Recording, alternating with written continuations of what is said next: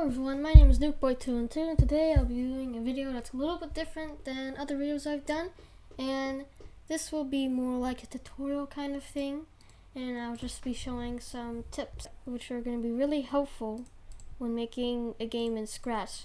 So like I just did, I probably should explain what I did, but when you first get into Scratch, and if you don't want to use the little cat, instead of just changing a costume, you can just right click and then click delete. And then to add a new costume, if you want to make your own, you can do paint new sprite.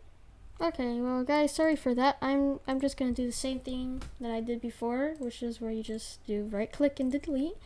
And if you want to add a new sprite, just click paint new sprite. If you want to use one that's from the library, you can do that, but I wouldn't do that. And if you want to make your own sprite, click this. Then you can just do whatever, and yeah, you can draw a lot of stuff, but that's not what I want to show you.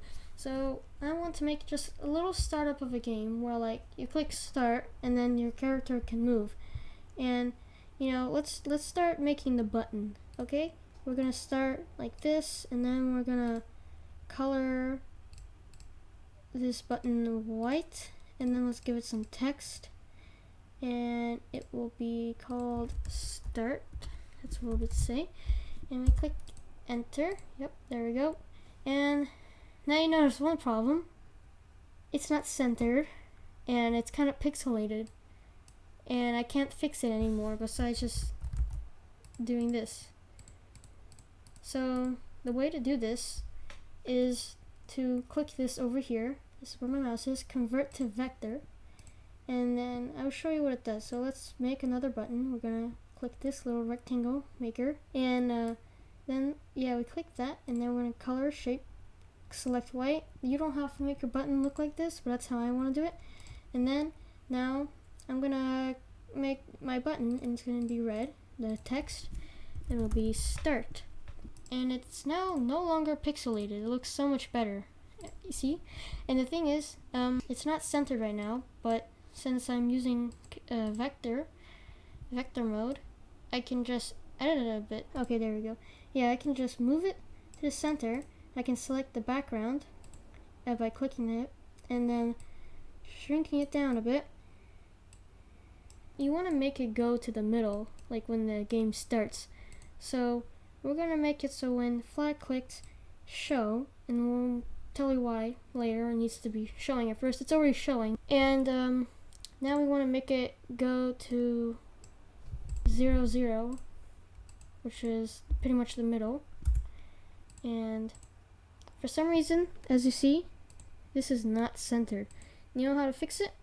Well, what you do is you go up here, set costume, doesn't say it fully, but yeah, it's like this little thing over here.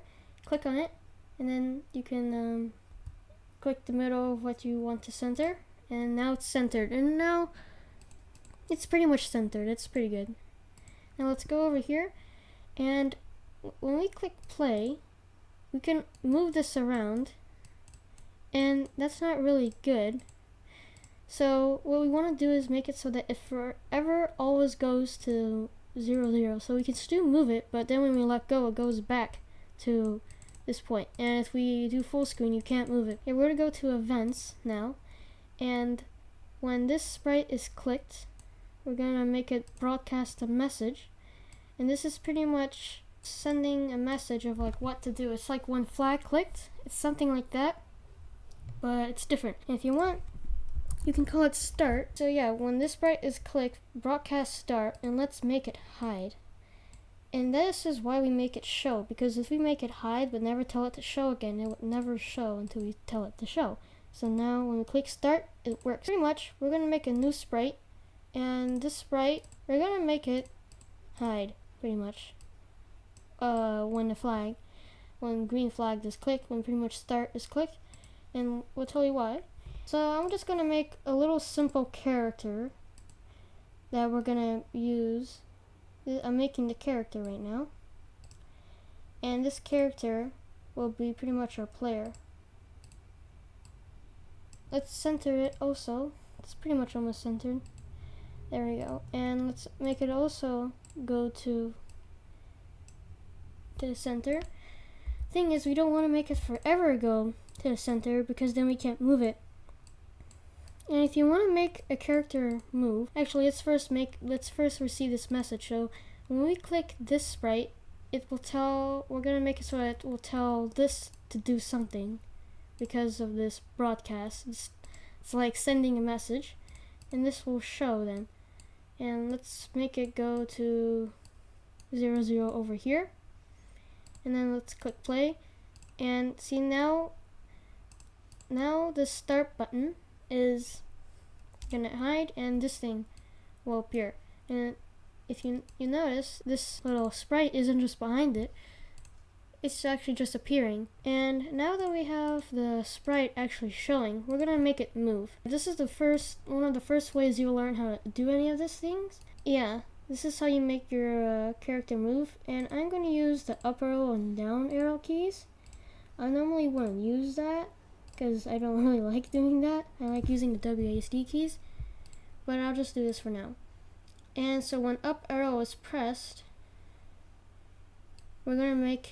it's gonna change the Y by like 3 or something, which makes it go up because the higher the Y, the higher it is. Then when we make it go down, we want to change the Y so that it's -3, and you want to keep it the same so that, like, if you don't want to make it move up like so much, then move down like very little, because that wouldn't make sense.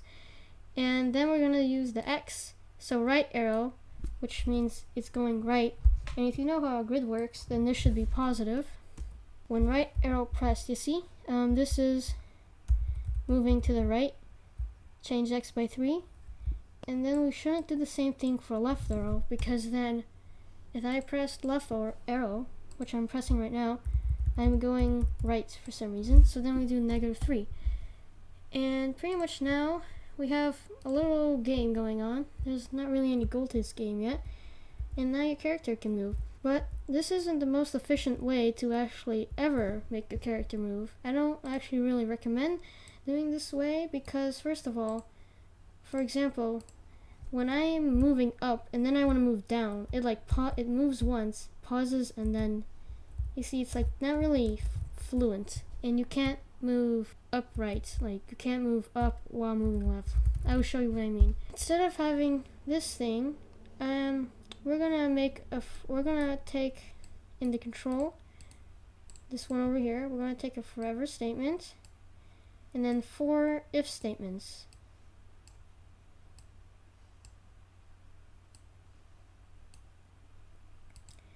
And now we're gonna go to sensing, and we're gonna use these things instead.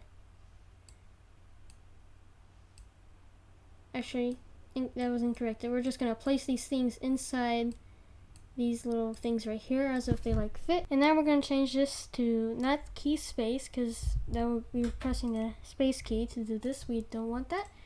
We want the up arrow, down arrow, right arrow, left arrow. So when we do the up arrow, we're gonna have to go up. Just drag this out. Don't get rid of these things. Like, don't get rid of these things over here. Make sure you put it in the correct order. So some of you guys might notice a mistake here, and my mistake is I didn't put these in the correct way. It's supposed to be like this. So when you want it to go right, it's positive X. When you want it to go left, it's negative X. And when you want something to go up, it's positive Y. And when you want something to go down, it's negative Y. Instantly, if this works for you, you instantly realize that this is so much more fluent. Like the movements, you can do a lot more movement with this, and you feel like you're going a lot faster. So guys, I hope this video really did help you how to make a game in Scratch, and just some extra background information, like how to center things and how to change your modes, like vector mode and bitmap. I hope this video helped you, and I'll see you guys next time.